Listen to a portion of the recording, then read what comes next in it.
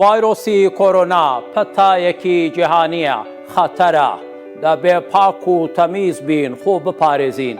کۆرۆنا بۆتە پەتایەکی جیهانی. دنیا دایە بەرخوا. لە کۆرۆنا مەترسن، بەڵام هۆشیار بن. پاکەژیە خوا دەردۆرا خوا بپارێزە. بەردەوام دەستەکانت بە ئاو و سابوون بشۆ. بۆ ماوەی 20 چرکە کەفی سابوونەکە لەسەر دەستەکانت بهێڵەوە.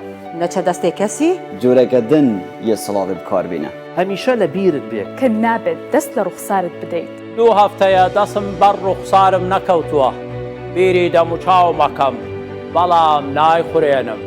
پشتی ڕۆژانە بکارتینی ببەردەوامی پاقژ و تەمیز بهێنە.